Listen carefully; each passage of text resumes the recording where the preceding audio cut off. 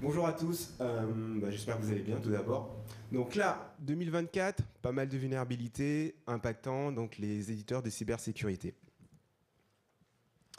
Il faut se rappeler déjà que de nombreux rapports en avaient parlé, notamment donc, les rapports de l'ANSSI, les rapports de l'Intercert et les différentes éditions au Panocrime. On a bien mentionné le fait que la supply chain reste une porte d'entrée pour les attaquants.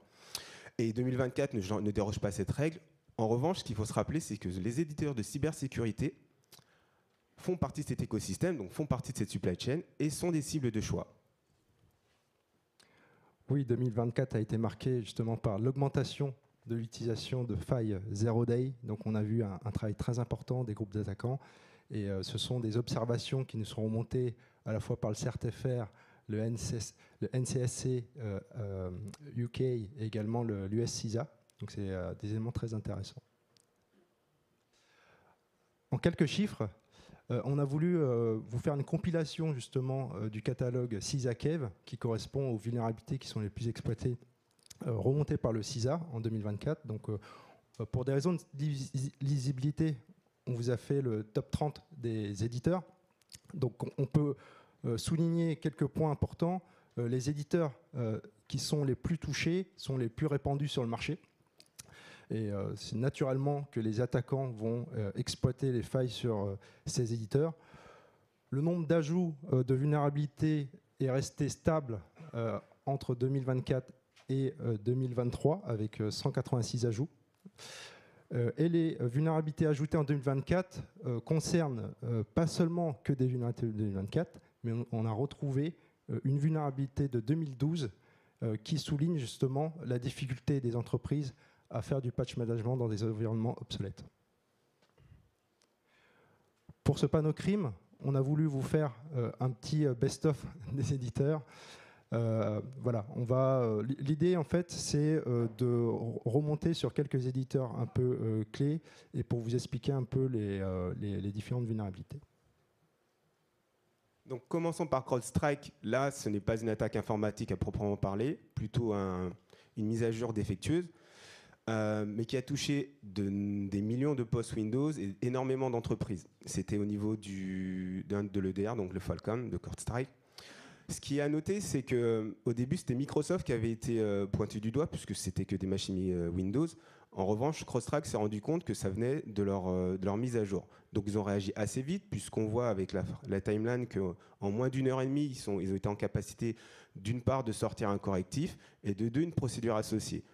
En revanche, ce qu'il faut mettre en perspective, c'est le temps de retour à la normale pour les entreprises, qui pouvaient être des petites PME ou des aéroports ou autres.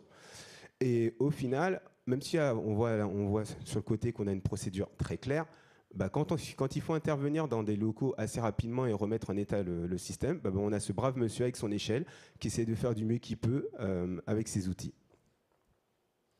Voilà, avant de détailler quelques éditeurs, on voulait vous faire part justement un focus sur le retour d'expérience du CERT-FR. C'est un document qui a été publié en juin 2024. Et effectivement, le CERT-FR a fait une étude sur particulièrement les passerelles de sécurité, dont les VPN, les pare-feux. Et l'observation est que ces équipements de sécurité de bordure sont des cibles de choix pour les groupes de cybercriminels. Et bien entendu, les vulnérabilités Zero Day sont de plus en plus exploitées dans cette étude. Un des éléments clés également concernant ces vulnérabilités, c'est que certains éditeurs se basent justement sur des architectures logicielles parfois obsolètes, et c'est dû en fait à l'historique justement de ces technologies qui est justement de date de plusieurs dizaines d'années. Donc là, on a essayé de vous représenter une sorte de frise avec un certain nombre de vulnérabilités sur 2024. On n'a pas pu aller jusqu'à aujourd'hui parce que sinon, ça aurait été un peu comme un sapin de Noël. Mais ce qui est important de retenir là, c'est de voir qu'encore, on voit qu'il y a des vulnérabilités qui datent de 2020, de 2022, 2023, impactant donc, de nombreux fournisseurs de solutions de sécurité. Donc déjà, parlons d'un premier qui s'appelle Ivanti. Je pense qu'il est connu par tous. Malheureusement pour Ivanti, pour cette vulnérabilité, elle avait déjà été patchée en mai, à nouveau vulnérable. Donc un enchaînement de deux vulnérabilités permettant à l'attaquant d'une part de contourner les politiques de sécurité, donc s'authentifier, et d'autre part de pouvoir envoyer du code, manipuler les choses et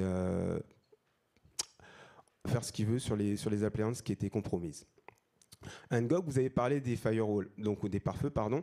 Donc là, si on se rappelle pour Palo Alto, donc ce qui s'est passé, c'était utilisation de 0D lors de l'opération Lunar Peak.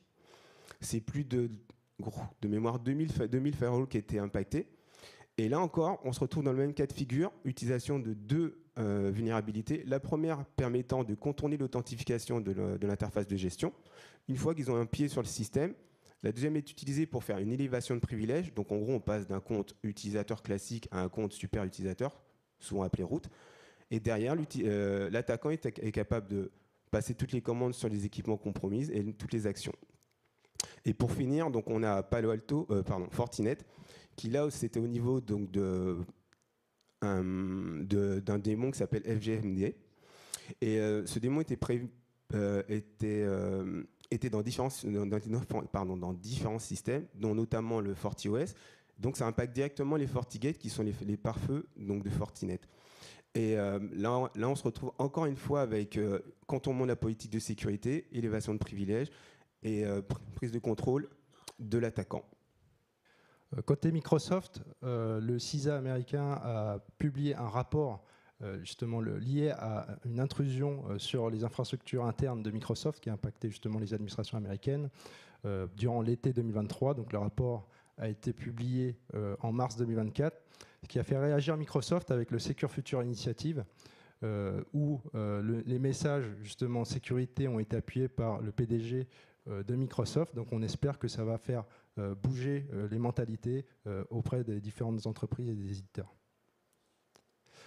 On voulait également vous souligner un changement de posture chez certains éditeurs, notamment avec Sophos, dans leur contre-attaque, leur opération de contre-attaque nommée Pacific Rim. Donc le rapport a été publié le 31 octobre 2024. Dans ce rapport, très intéressant, donc c'est une investigation sur 5 ans. Sophos a découvert que les vulnérabilités étaient cherchées, retrouvées dans des universités chinoises notamment, et que ces vulnérabilités étaient réclamées en termes de bug bounty. En fait, les primes de bug bounty étaient réclamées par ces chercheurs de sécurité dans ces universités, et qu'en parallèle, on sait qu'en Chine, lorsqu'une vulnérabilité est trouvée, elle est transmise également à l'État. Ce qui est également intéressant avec Sophos, c'est que pour retrouver justement ces groupes d'attaquants ou ces chercheurs de sécurité, c'est qu'ils ont implanté en fait dans leurs propres produits des implants pour retrouver justement, remonter la chaîne jusqu'à ces groupes de chercheurs. Côté Microsoft, ils ont également publié l'année dernière dans une conférence de sécurité une technique de pot de miel justement sur leur cloud Azure pour mieux apprendre des attaquants. Donc ils ont fait fuiter en fait des identifiants volontairement pour observer les mouvements des attaquants. Donc on voit un changement de doctrine chez certains éditeurs. Phénomène un peu exogène, mais je pense qu'il est important de vous le souligner, c'est que les rachats justement de pépites amènent également des rachats de dettes techniques. On a pu le voir justement avec Ivanti qui a racheté Pulse Secure, qui avait racheté Juniper, et également Broadcom cette année. Donc en conclusion, premier cas, c'est toujours le jeu du chat de la souris entre les attaquants et les éditeurs.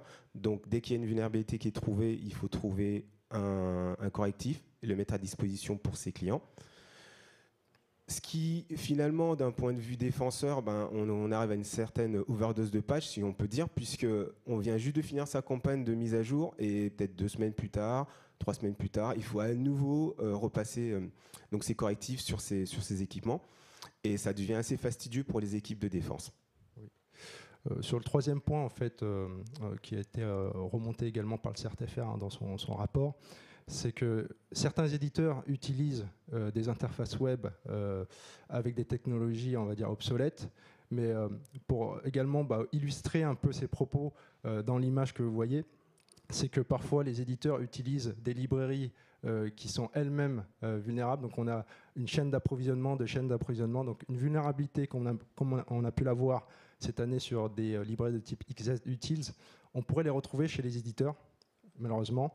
Et le point suivant, c'est que les éditeurs de sécurité fournissent des interfaces web de gestion, et malheureusement, dans les entreprises, on voit encore de trop nombreuses interfaces d'administration exposées à Internet, et on peut les retrouver très facilement avec des moteurs de recherche.